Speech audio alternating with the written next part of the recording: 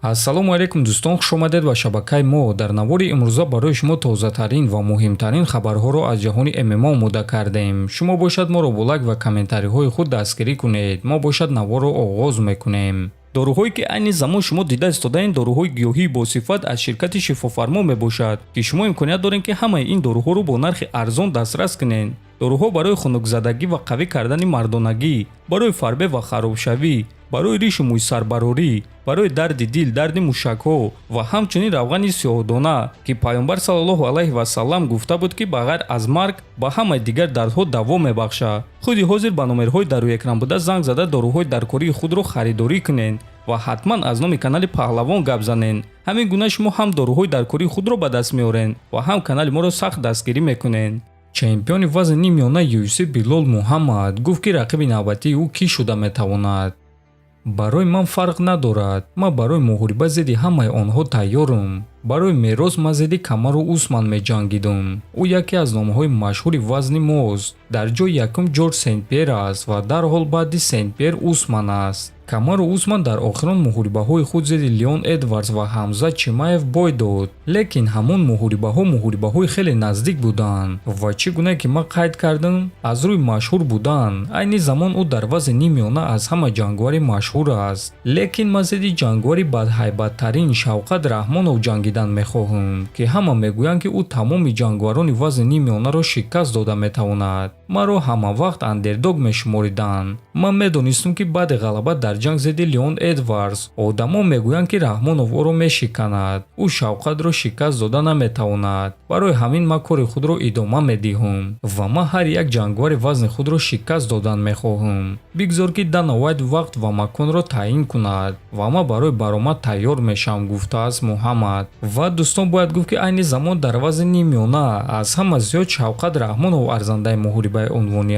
аст ва бисёриҳо боварӣ доранд ки ӯ Билол Муҳаммадро ба осонӣ шикаст медиҳад. ба фикри худи шумо дӯстон, Раҳмонов ин корро карда метавонад ё ин ки Билол Муҳаммад боз ҳамаро ҳайрон мекунад? ҷангвари бебохти вазни 61 килограмми UFC Умар Нурмагомедов баъди ғалабааш дар муҳориба зидди Кори Сендхаген дар рейтинги вазни 61 килограмм ба ҷои дуюм баромад ва ин чиз ба якум рақами рейтинг Мераб Двалишвили писанд наомад ва ӯ чунин суханҳо навишт. ин фиребгарӣ аст, ки ӯро аллакай яке аз довталабон барои камарбанд мешуморанд. ман дар UFC 12 муҳориба дорам ва тақрибан 7 ё 8 ҷангвар аз рейтингро шикаст додам, то ин ки довталаб барои камарбанд шавам. ӯро пеш бурда истодаанд, чунки ӯ додари Ҳабиб аст, навиштааст Двалишвили. ва Умар дар ин суханҳои Мераб ҷавоб дода чунин суханҳо навишт.